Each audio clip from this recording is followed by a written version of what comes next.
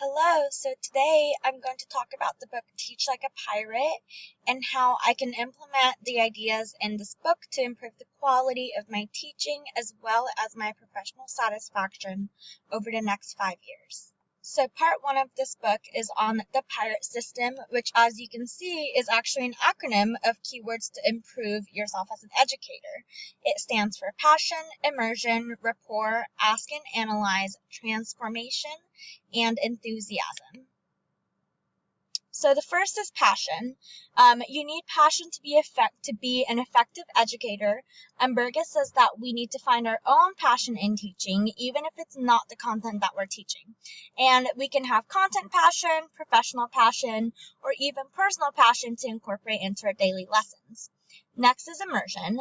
We need to be fully immersed in our classroom with our students. He writes in the book that our ability to completely give ourselves up to the moment and fully be with our students is an awesome and unmistakable powerful technique. Next is rapport. We've learned time and time again in this program and every educational book out there that building rapport is key to engaging our students. And the more engaged the students are, the better they're going to learn. Some tips to building rapport that Burgess suggests are making connections between what you're presenting and the students' interests, spending informal time with our students and getting to know them as unique people, not just another student, and allowing students to get to know each other, as well as providing a safe and trusting environment. All right, next, day 8 is for ask and analyze. This section was all about asking the right questions to inspire creativity in our lessons.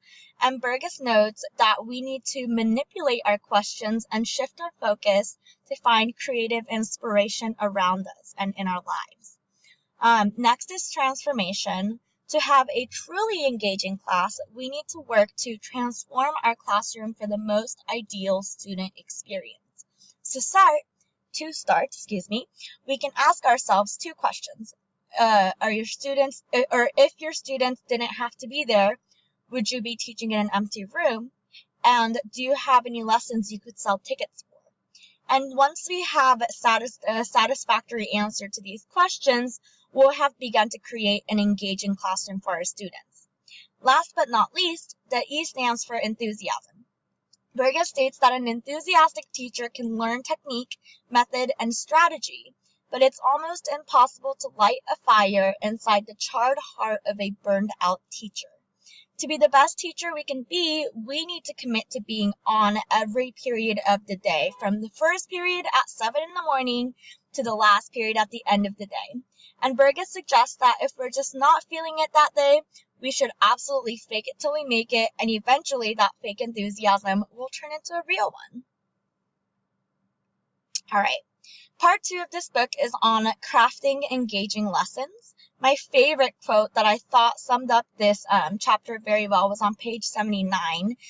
Burgess writes, "When you effectively present your material, students will realize education can be fun, entertaining, amazing, and at the same time, life-changing." All right, so first, effectively engaging students require planning, preparation, and presentation. And with that, everything you do or don't do is a choice. This means that teachers can't just walk into their classroom with no planning or preparation and expect creative inspiration to just hit them on the spot.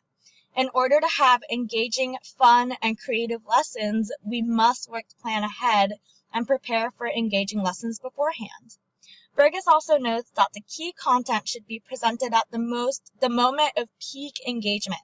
So we don't want to allow for any unnecessary delays like an administrative distraction or even slow transitions. And this is yet another reason why we should plan our lessons ahead of time to minimize unnecessary downtime. Lastly, the second half of this part covers several presentational hook strategies. Some of my favorites include the real-world application hook on page 104, the backwards hook on page 122, and the TechnoWhiz hook on page 127. And as you can see on this slide, all of the hook strategies are on page 87 through 138. All right, so the third and last section of the book is called Building a Better Pirate. And my favorite quote, probably from this entire book, and one that sums up this section really nicely, was on 147.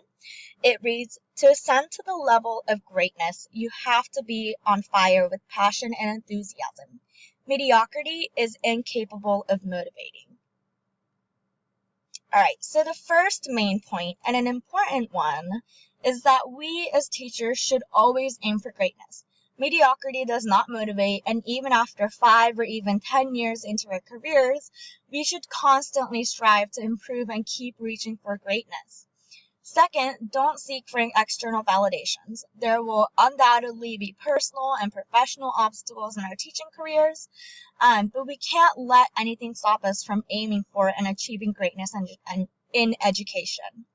Third, we can overcome these obstacles and fears of failure by taking action, whether it's trying out a new strategy, teaching a new class, or anything else that we may feel anxious or scared about. The only way to overcome that fear is by taking action. Lastly, in order to continue improving in order to continue improving, we should look for any and all opportunities to collaborate and connect with other like-minded educators who are also striving for greatness. And that's it. Thank you.